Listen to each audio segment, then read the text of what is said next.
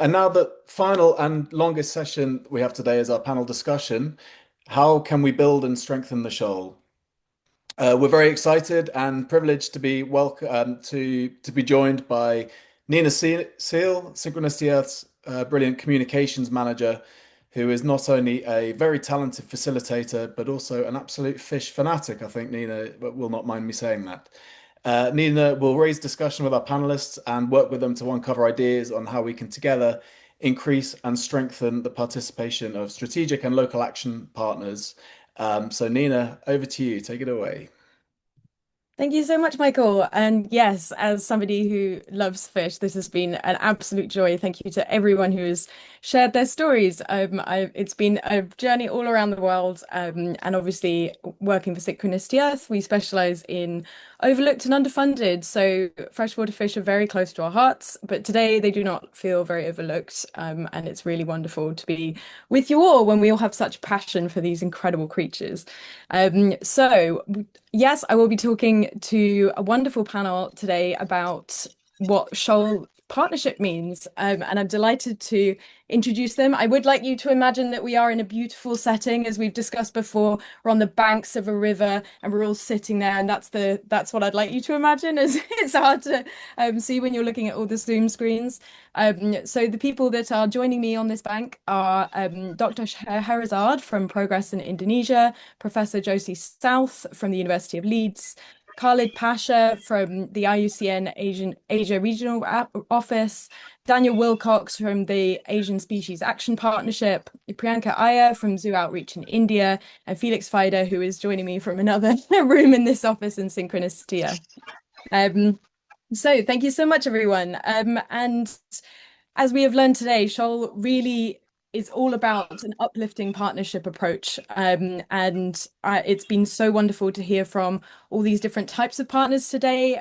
Joining me on the call, we have local action partners and we have strategic partners. So I'd like to ask to one of our local action partners first, Priyanka, what does being in the Shoal partnership mean to you? Hi, everybody. I hope I'm audible. Excellent. Thank you. I think partnership with Shoal has been extremely meaningful, enriching, and has been an avenue to take the plight of species from the Western Ghats in India, one of the biodiversity hotspots, to the whole world. We know that there are a lot of freshwater fish species going from the Western Ghats into many other countries as part of the aquarium pet trade. But to be the voice of these species and the communities associated with these species is what we always wanted to do. And I think Shoal has played a major role in taking that communication forward. And also, I think recognizing the importance of conservation of these species, which are as many of the presentations that we have seen. I think one of the thread that I'm seeing that is in common is that freshwater systems are extremely neglected and underrepresented, both in policy or in conservation action or a lot of other things. So the fact that Shoal has recognized this and helped so many people across the world to be the voice of freshwater taxa, I think is the most important connect. And for someone who has been working with different aspects of freshwater taxa, especially freshwater fish, including Alliance for Zero Extinction Species, I think it's really like a boon because from 12 years I've been working in this, and many others in the organization have been working much longer. But to see this into fruition and to see that we are able to work with, for example, Sayabria denisoni or the denizens bar and the subterranean fish. Just the last presentation was also looking at these extreme species that live in these extreme ecosystems, right? So we are also working with those subterranean species in Western Ghats to see that these species are getting a voice and the communities associated with them are getting a voice. I think that is the key point I'd like to make. Thank you. Thank you, Priyanka. I really love your point about how fish don't respect the boundaries and fish are migratory and they come through your country and into other countries. And so the collective of Shoal, which is recognizing that and bringing people together, is really important. Thank you, Priyanka. I'd like to ask the same question to Felix, who represents a different type of partner here at Synchronicity Earth. What does the Shoal partnership mean to us over here? Thank you very much, Nina. Yes, first of all, it's been wonderful hearing about all the amazing work that everyone on this call here today is doing. So it feels very special to be here with you all today. I think in short, the being part of the Shoal partnership is incredibly meaningful to us at Synchronicity Earth. I think, as we all know, the freshwater biodiversity is in crisis, and outside of this Zoom room, it definitely is still overlooked, although it seems to be changing a little bit at the moment. But despite of the importance of freshwater biodiversity across the globe, it just hasn't, yeah, it hasn't received the level of investment and funding that other conservation areas have. Um, the freshwater species conservation sector is also a relatively small community, but one with incredibly big ambitions. And while we often operate with limited funding and limited means, the shoal community proves that when we come together and when we work together in collaboration, we can do a lot with what we already have right now. But this collaborative network also allows us to pool our strengths and resources and making sure that we're also building momentum. So not just being happy with what we have right now, but helping to grow attention, funding, and capacity for freshwater conservation where it's most needed. I think something we really appreciate about SOAL is the global nature. It brings diverse people together from around the world, different organizations, different institutions, and different disciplines, each with their own expertise and their own perspectives. And that diversity creates a space for real capacity sharing and common learning. It doesn't just strengthen individual projects, although it does that, and that's amazing, but it strengthens the wider freshwater conservation sector. I think another key value of being part of this partnership is the focus on local action. Full partnership, it prioritizes on-the-ground solutions and locally held knowledge. So moving away from the outdated top-down conservation approaches, but instead partnering with bottom-up conservation approaches that are rooted in local contexts and cultures, thereby making it a lot more resilient and sustainable in the long term. I know a few of us have already made this point, but I think it's important to make it again that we can't do this work alone. And the Shoal partnership helps bridge that gap and bring us a little bit closer together. It's a community where ambitious ideas don't just sit on paper or in our heads. They're supported, they're developed, and brought to life. And just to wrap this up on a more personal level, I think the work that we're all doing definitely isn't easy. It's often quite hard, can be quite exhausting and quite frustrating at times as well. And being part of this partnership and in contact with all of these amazing people and the call today gives me lots of energy when I need it the most, and a real sense that we're making meaningful progress together. So yeah, I think long message short, it's incredibly meaningful. Thank you, Felix. I think your point about how important it is to really tell the stories of the amazing work that our local partners is doing is really leads on to the next question I have here, which is for Khalid and Daniel, which is about how do we ensure as our shoal gets bigger that our partners are celebrated and get the right attribution and credit for their incredible research and impact. I'll pass to Khalid first. Thank you. I think so. What we are seeing today itself within the shoal, it's quite a unique inclusivity model, and we are celebrating not only just talking about some of the few partners which work strategically and larger projects, but also people on the ground, how they are included and they are celebrated as a part of the community, and that community of practice, which is shown here, and how do we really expand that? So there's an opportunity now for us, and as the world has committed to a target on 30 by 30, and this is something as a wonderful target which offers us to connect with the people, because this target largely, if it has to be successful, and looking at the freshwater conservation, especially in terms of when you talk about the wetlands, which are almost endangered as much as the living beings which live in that ecosystem. And we have seen from the Living Planet report also that how the wetlands have got threatened since the 1970s, and also the freshwater fishes, which are also very unique to these ecosystems. How can we, in this large land terrestrial ecosystems where the freshwater ecosystems are spread, and largely within either in the control of individual local communities, indigenous people, and some of the people beyond the unions of the government or the federal, how we can involve them and how we can empower them to really start with the conservation, how they can become the friends of the fishes, basically, and start to look at and conserve wetlands. And this is a unique way.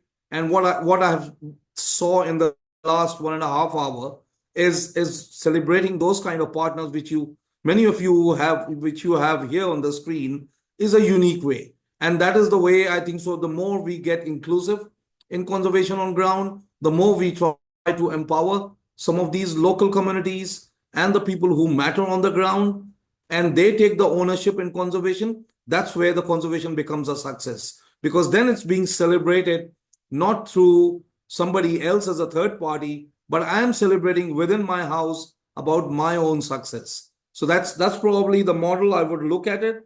And then how can we really start to expand it in regionally? That is something which SHOAL will need to work more now, with joining more hands and bringing such collaborations across regionally and finding such kind of partnerships. Thank you, Khalid. I really love the Friends of Fishers wording there as the way of thinking about all the different communities that we represent. We don't just represent our organizations, we work with all the people who work with us on the ground as well. And for them, they're the ones who are living in these environments. And so we absolutely have to celebrate them. I'll ask the same question to you, Daniel. Okay, thanks. Yes, ASAP works in a very similar way to SHOAL. It's a partnership model, and this issue of attributional credit and how you give it to local partners is an incredibly important part of the dynamic between us or SHOAL and their local partners. And it's important to get right. And of course, there's practical things you can do in terms of supporting a partner and making sure that their work is visible, particularly to an English-speaking audience. And I think also there's the longer-term work of trying to reduce some of those barriers as much as possible. Really working with the partner organization in a strategic way to address some of these challenges when it comes to communicating their work, because often a lot of the feedback I hear from other donors or other people that want to support local actors is the work isn't visible. And that's not a fault of the local partner. It's just that they're unfortunately working in a world where English is the dominant language in a lot of professional contexts. And I think it's incumbent on anyone that has that type of relationship where they're trying to support that organization to help them get past those barriers. And I think, just as a general point, from my experience, often mistakes can be made on both sides. We are all working in an environment which is very high pressure, and the room for mistakes, particularly in the context of freshwater fish conservation, is less. And we are trying to get things up quickly. We always try and avoid that, of course. And partners sometimes make mistakes as well when it comes to branding or comms, but it's important to work within the sort of ethos of forgiveness, basically. Often these mistakes are not malicious. And we just have to try and provide as supportive as an environment for local partners as we can. Thank you, Daniel. But yeah, I think working really well to make sure we hear what it is that our partners are needing from us as well. And when you talk about how hard it is to make sure some of their incredible work is visible, I really hear you, because we have similar conversations with our partners here at Synchronicity Earth. So my next question is for Josie, and it's about particularly the IUCN One Plan approach, which wants us to consider all populations of a fish. And obviously, we've just seen the film where Josie spoke about the, I'm going to say this name wrong, Beta Verdigala. And so I wanted to ask you, how does the shoal approach of these local action partners, strategic partners, work together to complement that IUCN One Plan approach? Thanks. I'm glad you guys really enjoyed the film, first of all. Can you hear me okay? Just to check. Awesome. So the One Plan approach is quite interesting because it's obviously combining what was two traditionally separate strategies of having like ex situ populations and lots of captive breeding compared to actual in situ conservation. The shoal strategy is nice because you're having the ex situ conservation, but it's directly feeding in and is being informed all of the time from the in situ research. So, for example, in situation on Banco, we found multiple new populations of Beta verdigala, which we can then use to actually strengthen the ex situ conservation, which has been awesome because then you're increasing the genetic diversity as well as updating what we actually know about the conservation status of the fish. Thank you. I find it really, really interesting when you look at these captive populations and the things you can learn studying them in that environment, and then you also link up with the people working in the wild environment, and then you think about what that looks like when you're working together. It's really, really admirable work. Thank you. So my next question is for Shara, who is popping in and out of camera, so may not have enough internet to be on video. But if you can hear me, Shara, my question, it links back to what we were discussing before about amplifying the stories from the ground. What can we do together to amplify and elevate freshwaters even further, in your opinion?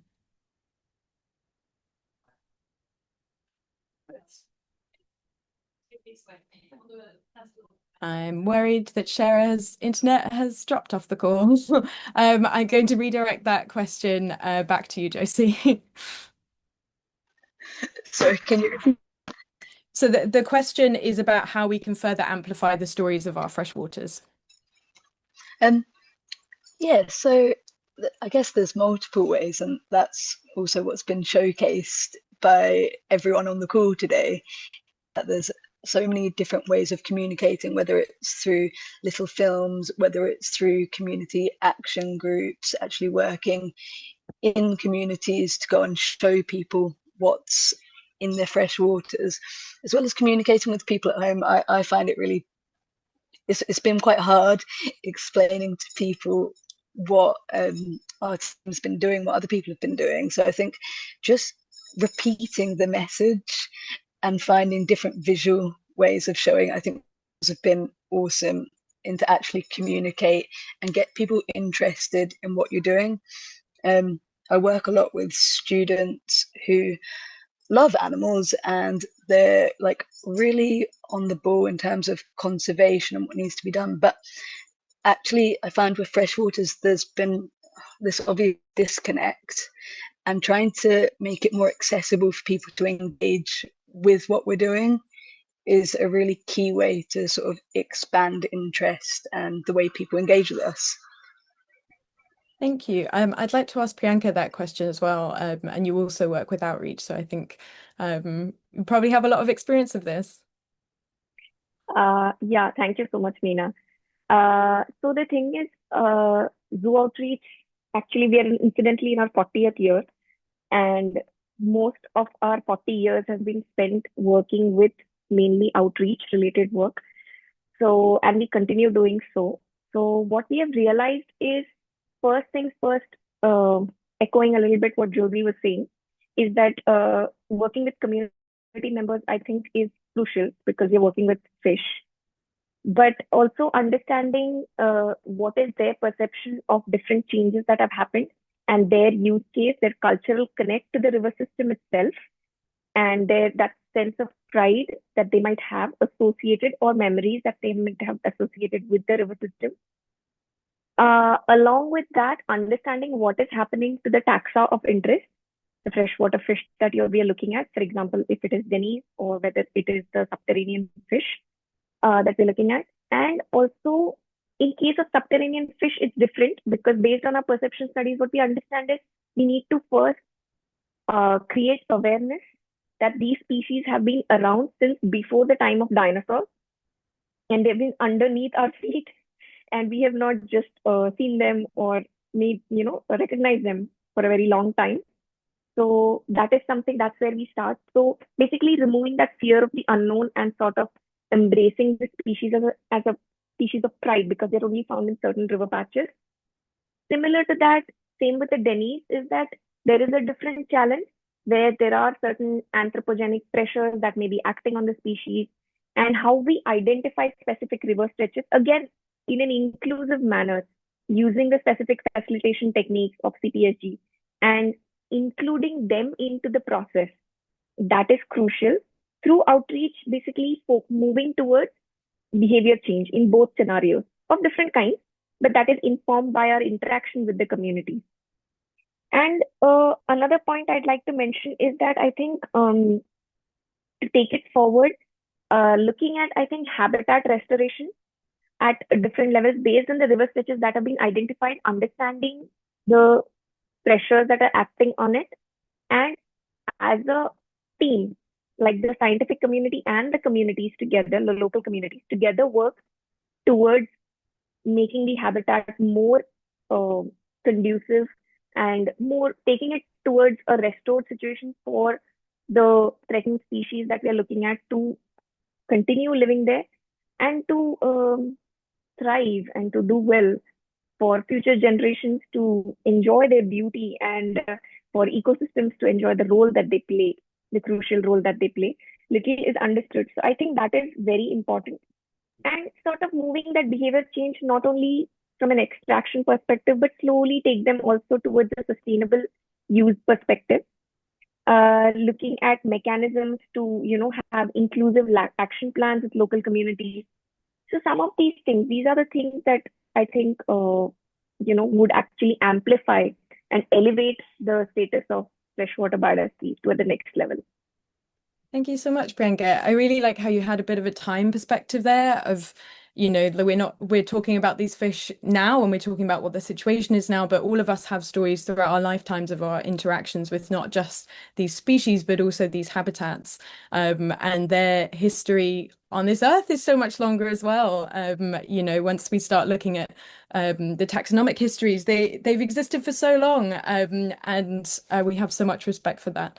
So Shara, I'm really sorry that it's a very, very Zoom related issue that your internet has gone, but hopefully you're able to join us now. The question I'd like to ask you is about what you would love to see from this partnership over the next few years. With the shoal? Yes. Okay. Can you hear us clearly? Yes. Okay. The electricity was off, so we moved from one house to another. So we are now in front of the village office. So hopefully the internet is better. I'm with Mbak Anim. We both co-leading Progress, a woman-led conservation organization based in Sulawesi. I think for us, looking at the partnership with me and Mbak Anim, we really sorry about the motorcycle. We really center our approach on people, Nina. It's not only about the fish, but really people in the front lines. And for us, it's not all the local communities as the label as they are, but for us, it's the Papa Tirsa that we work together for the past 3 years. It's Epon, Chilo, all the young people around the lake coast so that we work together. And for us, with the shoal, for example, shoal is Mike Balzer. Shoal is Michael. So it's more about the people, and what we like to envision on this partnership is to connect at the personal level, yeah, Mbak Ani, we are very excited to get to know other partners, not only in Sulawesi and Indonesia, but also around the globe, to kind of share the knowledge and the experience, the challenges, and what all these partners have been doing to tackle those challenges. So really, that's kind of what we want. And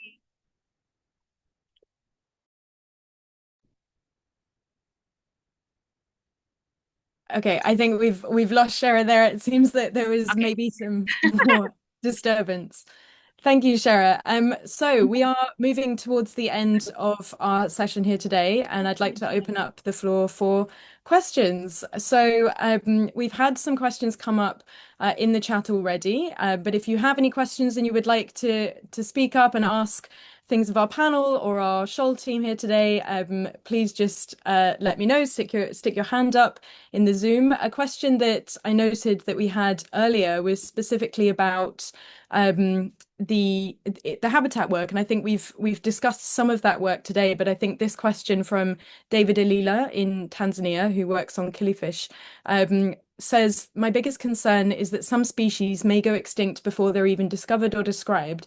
In addition to the incredible work SHOAL is already doing, I would like to ask, is it part of SHOAL's priorities to support the exploration of these habitats and the formal description of potentially new species? So I'd like to ask that of Mike Boltzer, but as I say, if you have questions for our panelists or the SHOAL team, please pop them in the chat, please put your hand up, and we will hopefully come to you in the next 10 minutes. Mike. Yeah, great. Thanks, Nina. What an amazing panel. Before I say anything, it was really lovely to see everyone. Yeah, so I'm a field biologist, and my early career was really focused on doing field inventory. So my passion is doing that side of the work. And so I really support this idea that we need to be doing a lot more field inventory work, exploration, habitat surveys, taxonomy work, and certainly wherever we can, we would try and find support for that. It's not the easiest thing to find funding for. And so if there's any donors on the call on the meeting today, that's it's a strong message that of direct conservation action is very important, but also this survey work is important. So to answer David, yes, we need to do more survey work, and if we can find that funding. One of the ideas I sort of posed in my introductory talk was maybe we could try and find sort of an alliance between universities and donors and museums, and to really to step up all our work on this on field inventory. Thank you, Mike. We also had a comment in the chat here from Jorge Freyhoff. If support is needed for species description, sequencings, and taxonomy work, we in Berlin are always happy to have you as guests here, which is lovely. And I think also just shows the warmth that we have on this call, talking about our freshwater community and how we can support each other. Does anyone have any other questions for our panelists or the SHOAL team today?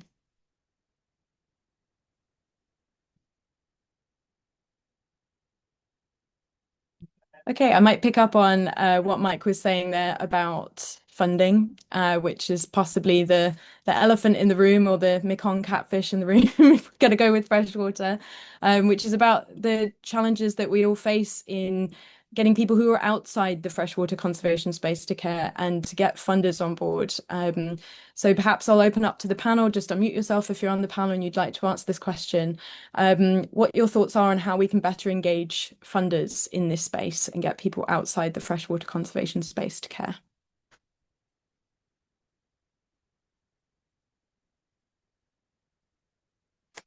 If you don't nominate yourself, I'm going to pick on you. Josie, she's stepped up. Because it's awfully hard, and it's something that I spend a disproportionate amount of my time trying to do. I think for funders, at least when you're looking at, like, my general perspective is UK government funders, that's where large amounts of money can come for conservation projects. Charity funding's awesome, but often it's in small pockets. So trying to get big funders involved is really what would help us as a general community to really make meaningful change. I think the key for us and the key for anything is to link things explicitly to ecosystem services and to human well-being. That's what funders, at least here, want to see. They want to see that we're pushing it further than conservation just for conservation. So it just takes a bit of like marketing spin. But what I think is really neat, and that I guess as a community who's involved with SHOAL should and ought to take advantage of, is as a collective that holds an awful lot of power. If you can say, look, this is a global collective of researchers and conservationists who are already engaged with each other and working to the same like overarching plan as led by SHOAL, that gives a whole lot of credence to whatever you're trying to do, because it already gives the backing of like, I don't know how many people are on this call, minimum 40 sets of people. And that looks a lot more convincing to a large funder. Thank you, Josie. Yeah, I think it's really it's a challenge we will always come up against in these questions. I think the issue of government support is something that is perhaps causing us more anxiety these days, given the current climate. So yes, we always have to think about these different ways that we can engage people. I'm going to ask Daniel that same question as well, as another organization representing lots of organizations in a partnership. Sorry, can you repeat the question? The question was about fundraising and the funding challenges we face. Yeah, I mean, as you just alluded to, these are significant. They always have been, and they've got a whole lot worse recently. I think in the past, there were opportunities, say, to link in, because in a lot of the countries we're discussing or we look at in terms of conservation in the global south, fisheries, for example, are often of national economic importance. And there was opportunities in the past to link in some of these other issues we're discussing around issues of national economic importance to these countries. What the situation is now, I don't know, because quite a lot of those funding initiatives were, for example, funded by USAID, which of course now completely withdrawn from the space. So I agree with the comments from Josie. I think there are ways to package up how you approach certain donors. It's the same with any potentially most ASAP species, for example, that are also linked to use or consumption. There are other avenues for addressing conservation that link more to livelihoods or the communities that might depend on them, particularly with fish, of course. But I suppose it's an open-ended question that I don't really have the answer for at the moment, because we are going through a period of really quite intense flux as to what's available or what might be available within the next 18 months. And we're only really just starting to get feedback from our partners as to how they're affected by the sudden withdrawal of USAID. But we're also hearing noises, of course, from UK governments. I know that French government is also reducing what it's going to produce for conservation. The German government is also going along the same lines, and lots of this is being redirected to defence spending. We are entering a very, very different and challenging world, and those who are in a role of supporting local partners, there's going to be a lot more work for us in helping some of these NGOs survive what is going to be a very testing time. So I hope that's not too downbeat. But that is certainly the reality of what we're currently facing at the moment as intermediaries or partners that are trying to support local actors. It is more challenging than it was, say, 2 years ago. Thank you, Daniel. I appreciate your honesty. I know we are reaching the end of the call, and so I'm going to hopefully perfect ending note. Sorry. I'm going to hopefully turn it around, but I think we are talking about ambition as well. And I think on this call we have had a wave of ambition and hope through these wonderful stories we've been hearing today. I think some of the imagery that we've seen today, the absolutely huge fish that was in our mega fishes presentation earlier, The way that watching the little juvenile fish all were released into the river is something that I will be thinking about, especially as I look at the freshwater fish I have in my aquarium at home.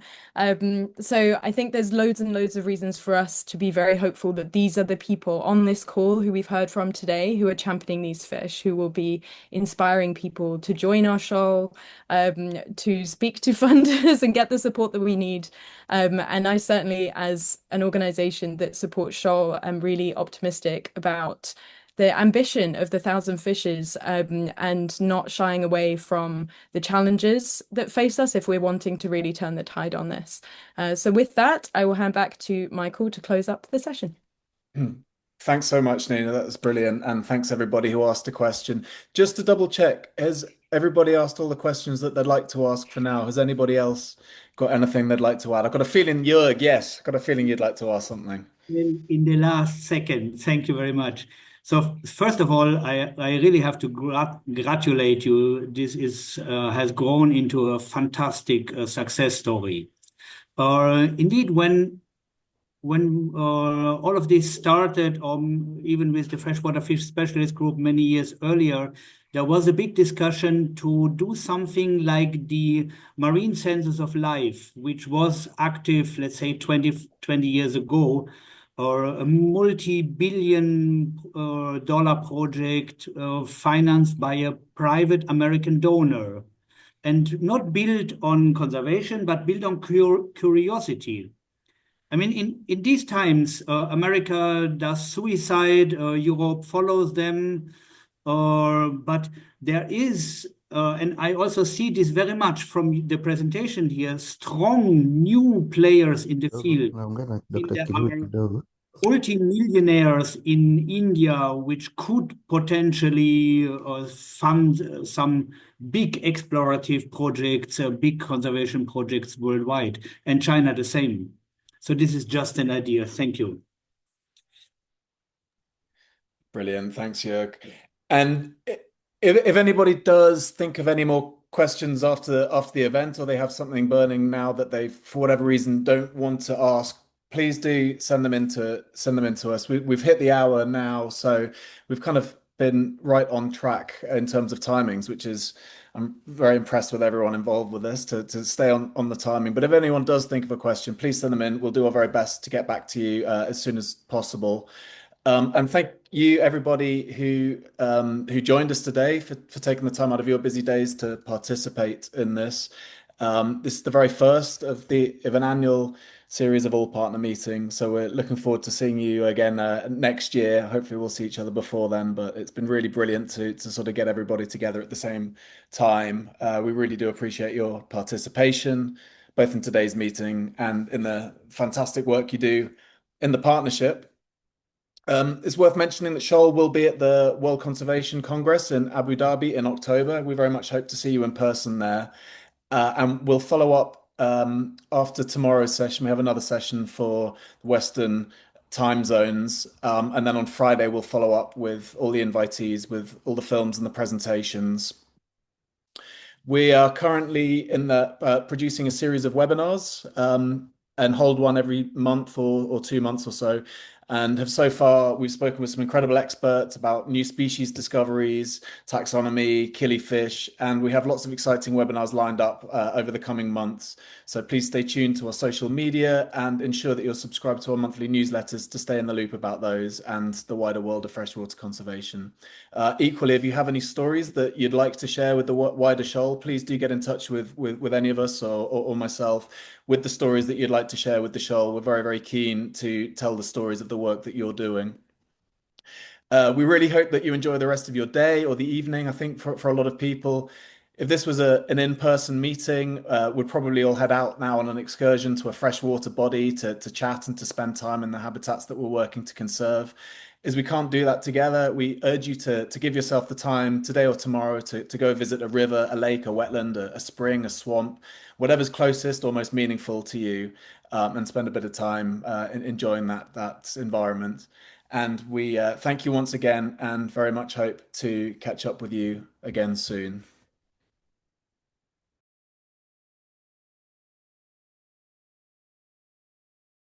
final and longest session we have now is the panel discussion. We're running sort of slightly over the time. We're planning to finish at half past the hour, so we've got half an hour. We're hoping for more, maybe more like 45, 50 minutes, but that's okay. We'll go through it sort of fairly quickly. And there are a number of fantastic panelists on the call at the moment. And we're going to talk about, or they're going to talk about how we can build and strengthen the shoal. Shoal's Georgie, as well as a trained marine scientist and absolutely brilliant underwater photographer, is also an excellent facilitator and, in her own words, an absolute fish fiend. Georgie will raise discussion with our panelists and work with them to uncover ideas on how we can together increase and strengthen the participation of strategic and local action partners. We were hoping to have Gerardo Garcia from Chester Zoo, the head of Ecotherms, at Chester Zoo, but unfortunately he's been called away with some work. So I know that Paul is on the call. Paul, I don't want to put you on the spot too much, but would you mind stepping in? If you do mind, that's also absolutely fine. But if I'll do my best. I'm no Gerardo, but I will try to fill the void left by him as well as I can. Oh, fantastic, Paul. Thanks so much. So yeah, over to Georgie, who'll introduce the panelists. Hello, thank you so much, Mike. I'm very flattered by that introduction. And just on a personal note, before we get started, I'm so inspired by everything that's been presented today, and to see all of your faces. It really does mean a lot that I get to interact with so many brilliant people as part of this job. So thank you all for all of your efforts, both to those who are on the meeting and otherwise. And thank you, Paul, for stepping up last minute. Much appreciated. So, as Michael mentioned, the aim of this panel discussion really is to share ideas and provide feedback about the best methods that we can use moving forward to increase and strengthen participation for partners of SHOAL. We're all working together with a common mission, but it would be great to learn more about what that could look like and hear your thoughts. We're lucky enough to be joined by a range of brilliant panelists, including Professor Topis Contreras-Macbeth. Topis is a SHOAL advisor and strategic partner and has been closely working with us over the last few years. We also have Monica Bum, who is from the Global Centre for Species Survival, Indianapolis Zoo, and another SHOAL strategic partner. We're very lucky to have Monica, or I believe you go by Moni more frequently. So Moni, I'll refer to you as Moni if that's okay. And also Michelle Team, I believe is how you pronounce your last name. Apologies if that's wrong, from WWF. And Michelle is also a SHOAL strategic partner. So thank you so much for joining us as well. And Missy Petty from Conservation Fisheries, who Mike kindly profiled earlier in the call. We're really inspired by the work that they're doing, and the local action partner, Conservation Fisheries, are a group that we're following closely and very inspired by. So thank you, Missy, for joining us, as well as Paul Bamford from Chester Zoo. Thank you, Paul, much appreciated. And Ian Harrison as well from Northern Arizona University, and is another SHOAL strategic partner working closely. So thank you all very much for agreeing to be on the panel. We're really excited to hear from you. And I wanted to kick off the session by talking more broadly on the themings of partnership. That's been something that's really grounded the theming of this whole collection of partners meetings. And I wanted to start by handing over to Topis to ask what the SHOAL partnership and being a part of the SHOAL partnership means to you. Hi, thank you very much. And it's really nice to be here and to hear all those amazing results everybody's having around the world. What does it mean to me? It means a lot. You wouldn't believe how much this means. It means being part of a show.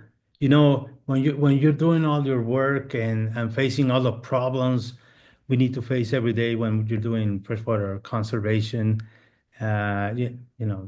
pollution and then corrupt politics, and in our case, uh, drug gangs and a bunch of things, you kind of start feeling lonely, and when you come to a meeting like this, and when you hear what's going on in Colombia or in Thailand, it's really invigorating to see what's going on in the world. I think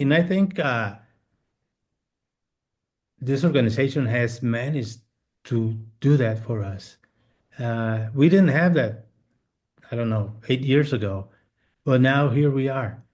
And I think you guys have done an amazing job, and it's really great to be a part of the show.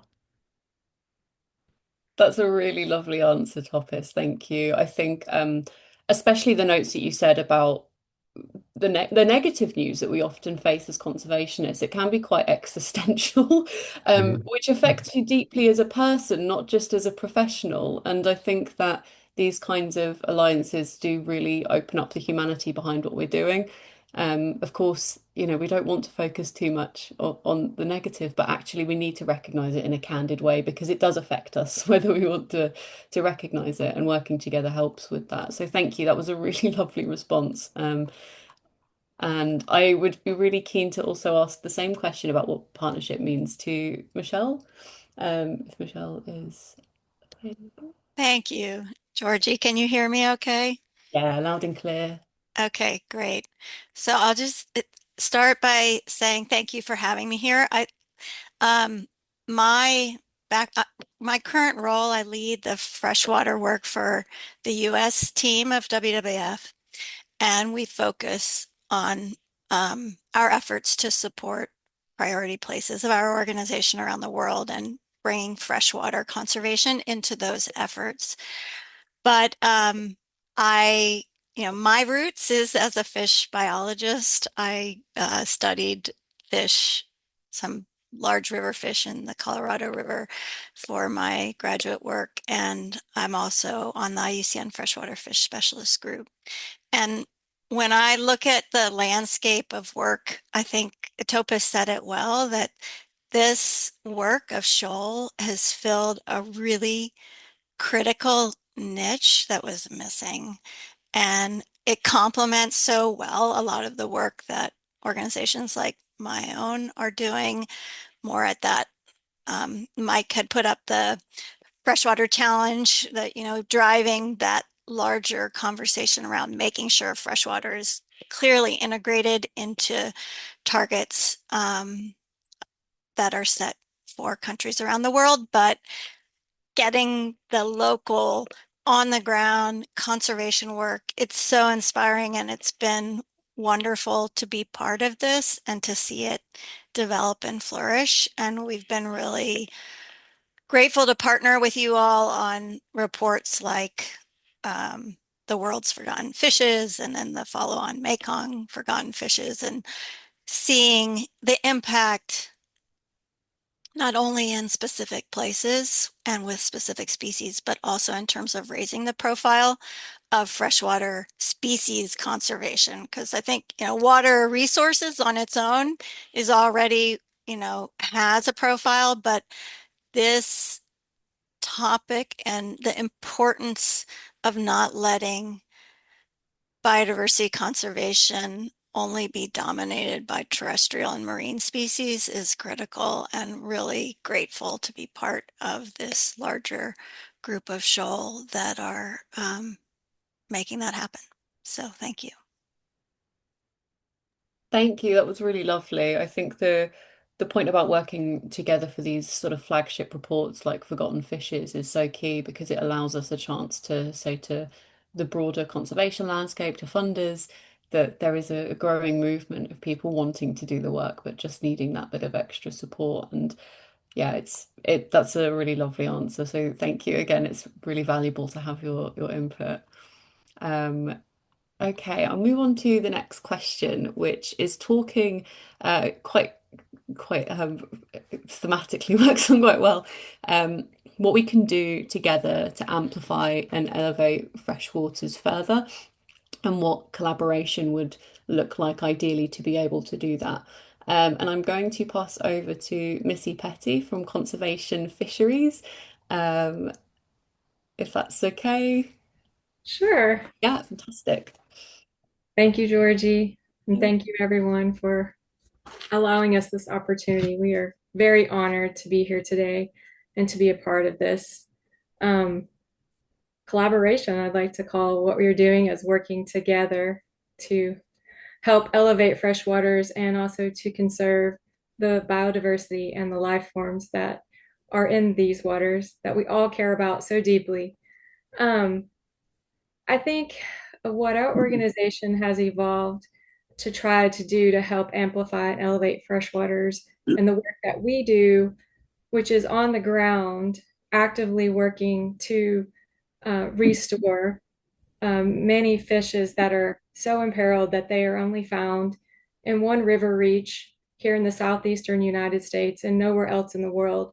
And we are the only organization in the southeastern region of the United States that is actively on the ground working to do this work, although we are trying to partner with other organizations to teach them what we've been doing for 40 years in order to have more partners out there doing this work together with us, because we can't save all the fish, but we would like to try to save as many fish as we possibly can together with our partners.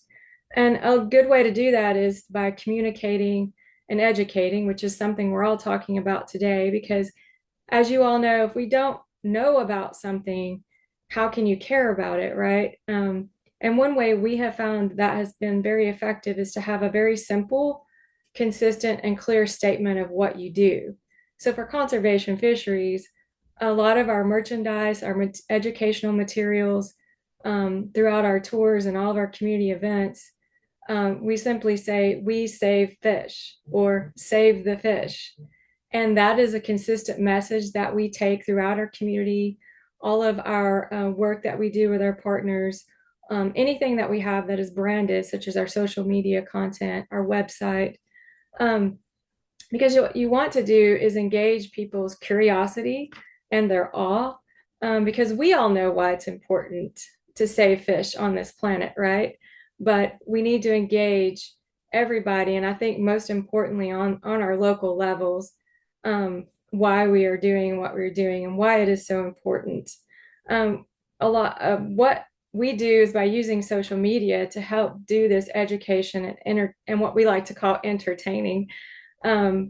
We have artists that we collaborate with, and we have a designer in-house that does our social media to demonstrate through videos and reels how we propagate actively in our facility, and then do our restoration by demonstrating our techniques and our protocols.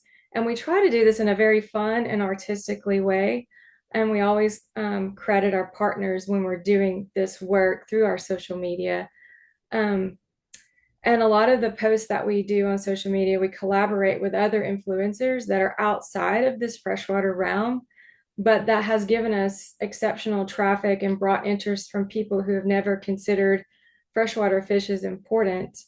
And when you can open the eyes of people that don't know what we have in our backyards here in our rivers, just Tennessee alone, we have over 350 species of freshwater fishes. And a lot of these are highly endemic.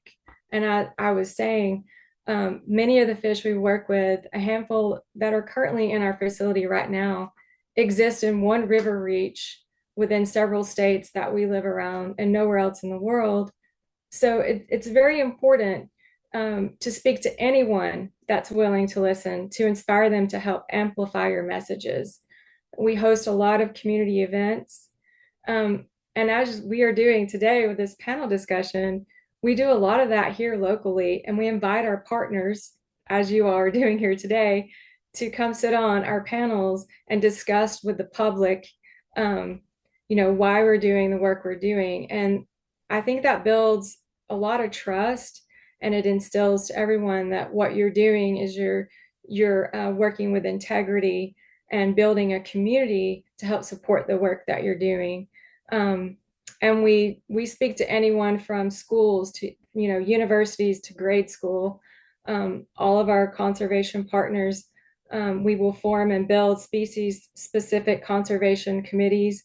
In these committees, we have all of our local partners, our regional partners that meet, plan, do on the work ground together. And then we also go out and seek funding opportunities together in order to do these restoration projects. Some other ways are podcasts, garden societies, and legislators, your local governments and even your national. That's our hope.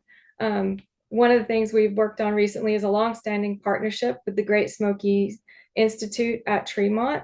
We live very close to the mountains here, a national park called the Great Smoky Mountains. There's an environmental education nonprofit, Tremont, and they recently invited us to be a part of their National Parks Conservation Association to speak about our work to a U.S. congressional delegation that will be visiting our park here in the Smoky Mountains next week. And we do a lot of work within that park and the surrounding regions. So you never know where the opportunity to champion your work will come from. And given what's going on here, it's very important that we don't lose these parks, because a lot of the animals, not only the fish, but a lot of the animals that we love and care about, and the land that they need to survive, is at risk. And so we just want to be able to communicate that message as loudly and as consistently and clearly as possible. Thank you.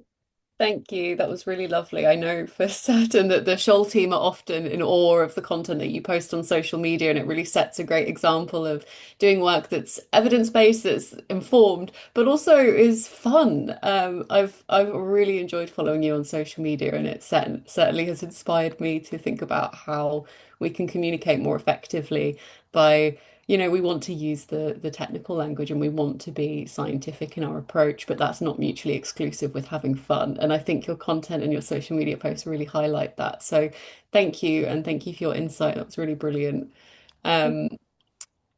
Okay, so moving on, we have about 13 minutes left of the session, but I'm really keen to make sure we get to all of the panelists and open the floor. So I want to move over to Moni and talk more about partnership and how it's important to recognize and ensure that correct attribution and credit is provided to partners' work through these more collaborative models. Wonderful. Thank you so much, Georgie. I love the fact that I got the sort of highly logistical question, which kind of, makes me immediately slightly panic.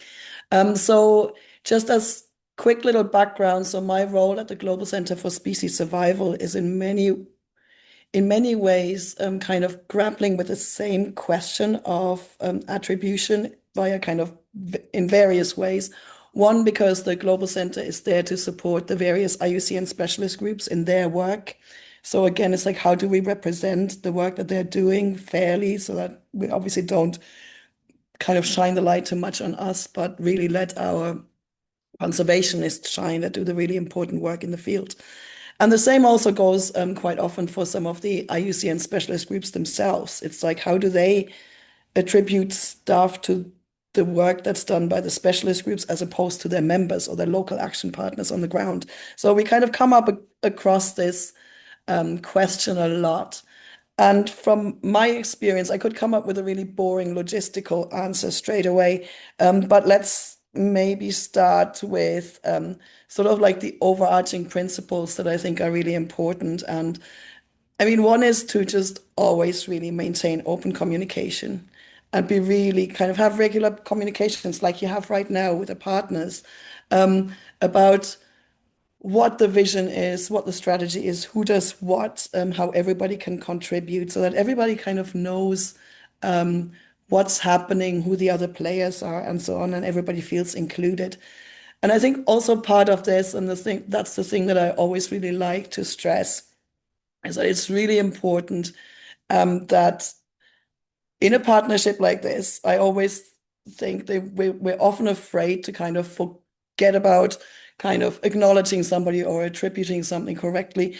That I always like to start with thinking, let's remember that when one member or one partner wins, we all win in terms of what we're trying to achieve.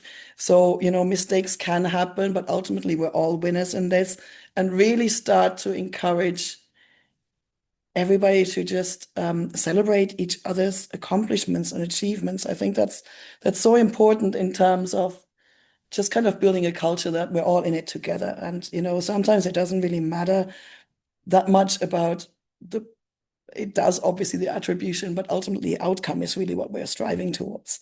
The much more boring logistical stuff is, I think what's really important is just to really have very clear goals of how each partner fits into this, what their role is. That way, you guys from SHOAL know kind of who does what, and hence is sort of the attributable partner for certain aspects of it. Obviously, when you kind of have the same sort of setup in sort of research via, say, large research consortia, it gets all very kind of stiff, and like MOUs are signed and all of these kind of various guidelines and so on. But I think just generally having maybe some sort of, this is how we deal with attribution guidelines overall is always a nice thing to have, because you can always refer back to those. It's like, this is how we do it. This is what constitutes you have kind of done something for this particular part of the strategy and so on. So really kind of just trying to emphasize how it's being handled so you can always go back to that. And record keeping, it's the who did what, where, when, why, on both sides of a SHOAL as well as the individual partners as well, just so that everybody can keep tabs on who did what, and keep this open conservation. I mean, conservation is what we're doing, but I always mix the two words up. The open conversation about this is what we've done and so on, and this is how everything should be coming together in terms of attribution. I don't know if that answered your question. Absolutely. I know that you had slight reservation about being asked a technical question, but I think your answer demonstrated why we asked you, because that was a brilliant answer. I thought long and hard about this though, and panicked at first. I'm not going to lie. No, it was fab. I think it was a really nice balance of giving practical advice, but also showing the human element of, if we're all doing it with the same intent and good intent, then, and that's a clear understanding and shared I value. think, yeah, based on that, my general guideline rule is always assume good intent. Whenever something goes wrong, don't think that it's somebody trying to kind of having I don't know, something against you or something, or that it's something personal.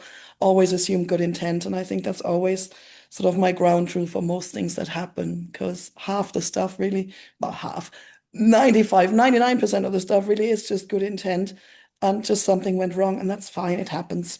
I think that's good general life advice as well. It is, absolutely. Not just from conservation, but just life advice there. Thank you. No, that was a great answer. Thank you so much.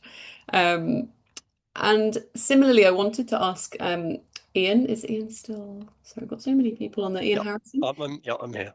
Fantastic. Yes, great to see you. I wanted to ask the same question and bounce your thoughts off about attribution and recognizing contributions from different partners too. Yeah, and I promise I'll be quick. I mean, I think the first thing I would say is just, do more, do what you're doing. You're doing it really well already, and congratulations on that. I think there's opportunities for you have your website. You have great opportunities for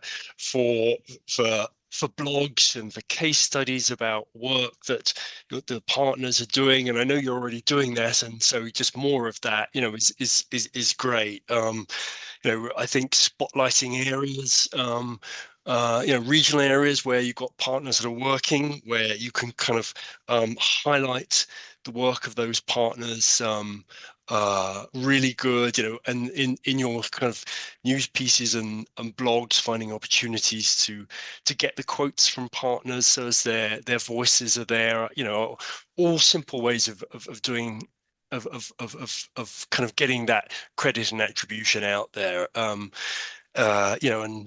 there are things like international days where focus on particular taxa, where you can find partners to, and you have great opportunities coming up with the World Conservation Congress, with just the opportunity to be engaged. There's a Reverse the Red Pavilion with sessions on species recovery and stories that drive change, where you can get in there and profile partner work, get their logo, if you get slides and just get all the partner logos up. That's great. The other quick thing I would say is kind of an indirect, but I think very important opportunity to do this is, you're at the hub of a network of great expertise of partners and great experience in practicing. And I think being the thread that links up these partners finds so often the work that we're doing, I think people are kind of unaware of what other people are doing in the same area. Making those networks, so in projects you can bring people together, and then that in turn kind of gives the opportunity to say, through this coalition, through SHOAL, these partners work together, but then partners themselves can kind of promote each other through each other's work. That the networking, I think, is this really good indirect opportunity, and so I would definitely kind of highlight that. So those are my quick thoughts. No, that's fantastic. Thank you. I think it's really powerful to recognize that it kind of self-perpetuates, and the more people that join, the more organizations that join, the more we're all able to uplift each other. It's not just one sole thread. They can all start to thread after that connection has been made. So that's brilliant. Thank you. I'm aware we have a question, but I'm going to wait until the end to address any questions just because of time. I have one last question to ask before we open up for general questions. It's very likely that we'll go over just by a few minutes, which is indicative of everyone's passion in the room. So it's a good thing, but I do apologise for that. So finally, I'd like to hand over to Paul, who has very kindly stepped in at last minute.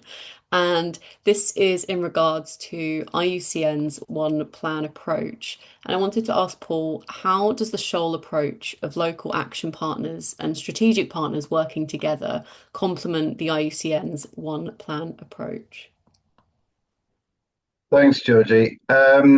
I think it comes back to the thing that's kind of come out throughout everything that we've seen today, which it's about community. It's about the SHOAL, hence the name of the organization. And I think many people now who work in the world of conservation are well aware that working in silos is counterproductive for everything that we're trying to achieve, but it still happens a lot. So there's still a lot of work that needs to be done to break down those walls, to get people communicating, to get people building a community, to get people working together, establishing shared goals, establishing what the activities we are to reach those goals, working together to get the funds in to make it happen.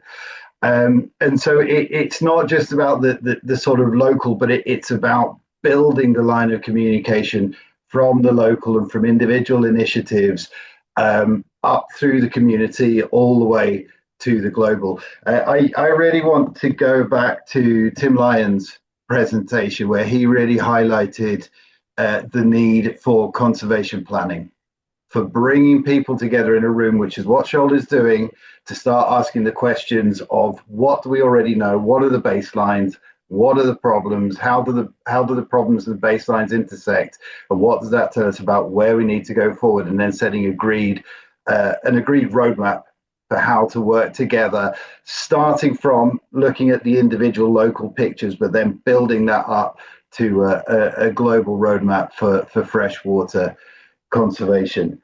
I have no idea if that answers your question or not, but that's all I have to say. I think that was perfect. Thank you, and especially for ducking in at last minute, and with a more kind of technical question. So thank you. I really appreciate that. We all do. I think now would be the best time to start opening up for questions. I am sorry that we're likely to run over a little bit, but hopefully you can stick around for a few more minutes if you have questions or would like to hear what other people have to ask. And I believe Susanna has a hand up to ask a question. Feel free to unmute yourself. Yes, hello, my name is Susana Caballero. I'm currently a professor at Nova Southeastern University, and I have been working with SHOAL and with Rewild in a collaboration also with some other partners in Colombia, Dr. Carlos Lasso, on the search for the lost fat catfish from Tota Lake in Colombia. So this is a species that maybe some of you have read about it. It's a species that is thought to have gone extinct like around the 50s, but it's not clear if it is extinct yet. So we are conducting the search for the fish. using different methods, and I'm in charge of doing the environmental DNA analysis.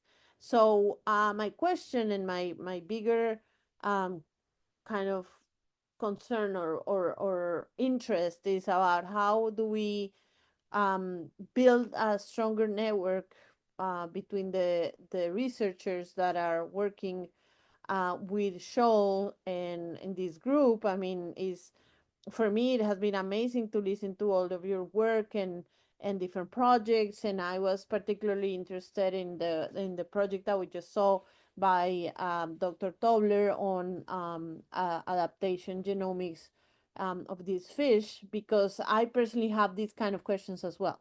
So how can we build stronger and more fluid networks, and so that we can put together maybe more projects on aspects such as those ones in adaptation, for example, in genomics, in a lot of the fields that are very like now like having more relevance for conservation. Thank you for this meeting. It has been really interesting and informative. Thank you so much. That's a really brilliant question. I'm really glad that you asked it. I'd like to direct that question to the panel as an open question, if there's anyone in particular that wants to take that question, because I think that everyone would have an equally valuable insight. Is there anyone who wants to take that one? Otherwise, I will select someone.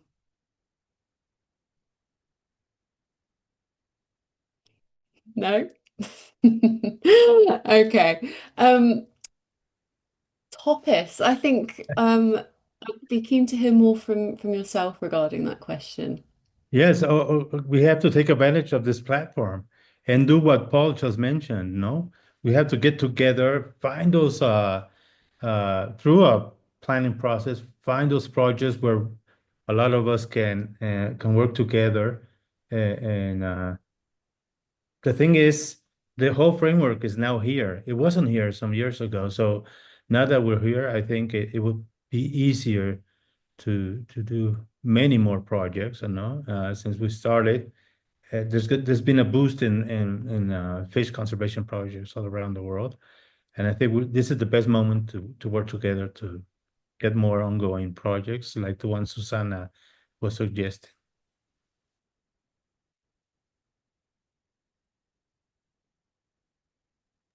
Your microphone is off.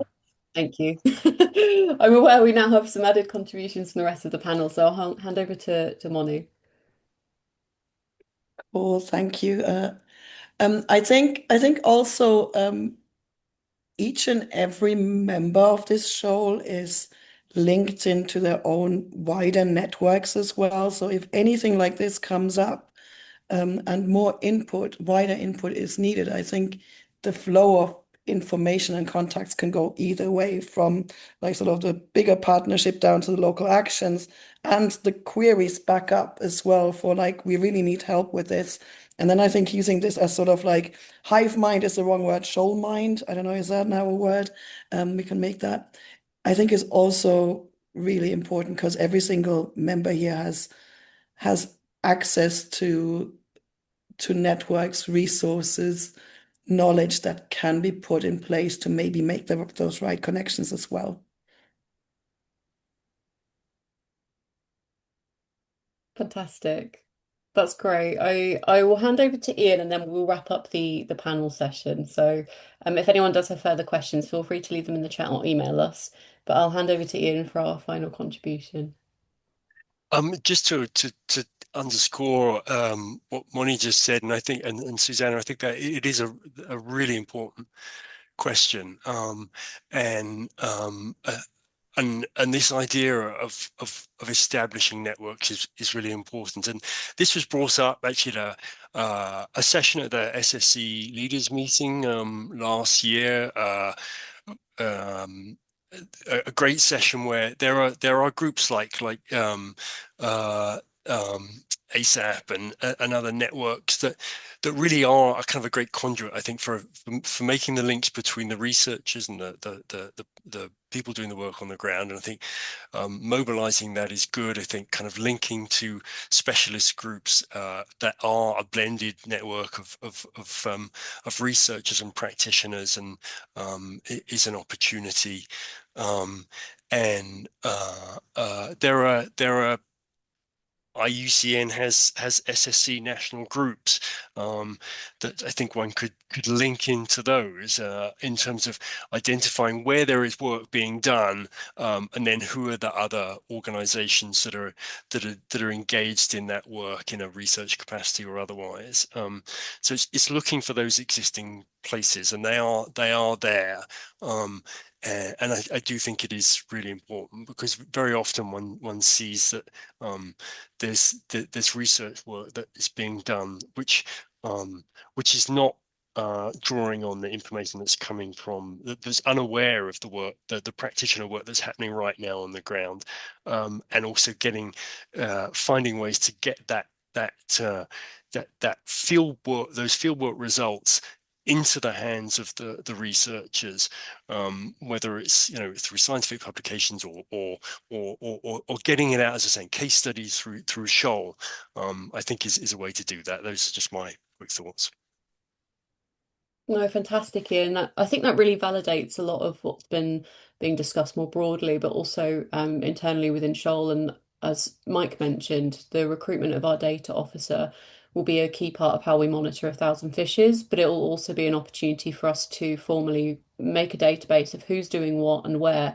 And that information won't be something that we keep internal. That's something that we hope will benefit the wider network. So I don't have time to go into much more of that, but I did just want to reflag that and highlight that that's hopefully going to be something that's more broadly beneficial for the network at large. And with that, I will hand back over to Michael. Thank you all so much to our panelists and to everyone who has attended and spoken. Yeah, thank you, Georgie, and thank you to all the panelists and everyone who's settled on to the end. Sorry, we're a little bit over, we're a few minutes over, so apologies for eating into your busy days. If you do have any questions that you didn't ask on the chat and that we haven't addressed so far, please do send them in. And it's been amazing to have you all here today. We really appreciate your participation, both in today's meeting and in the wonderful work you do in this partnership. Just sort of wrapping up now, Shoal will be at the World Conservation Congress in Abu Dhabi in October. We very much hope to see you in person there. And we'll follow up tomorrow with the films from this session and yesterday's session, which were similar, but there were a few differences here and there, and the presentations. We're currently producing a series of webinars. We hold one every couple of months or so, and have so far spoken with some incredible experts about new species discoveries, killifish, taxonomy, all sorts. And we have lots of exciting webinars lined up for the rest of the year and beyond. We're very keen also to highlight your work, the partners' work on our blog and over social media, as Ian mentioned in the panel discussion there. So please do send us your freshwater stories and photos, and we'll be very happy to share them across our networks. Keep tuned into our social media and ensure you're subscribed to our monthly newsletter to stay in the loop about the webinars, the blog posts, and any other updates about shoal and the wider world of freshwater conservation. If this was an in-person meeting, which I think we all very much kind of hope it could be in the future, we'd all head out now on an excursion to a freshwater body to chat and spend some time in the habitats that we're working so hard to conserve. As we can't do that together today, we urge you to give yourself a little bit of time today or tomorrow or over the weekend. If you've not already got plans to visit a river, a lake, a wetland, a spring, a swamp, whatever's closest or most meaningful to you.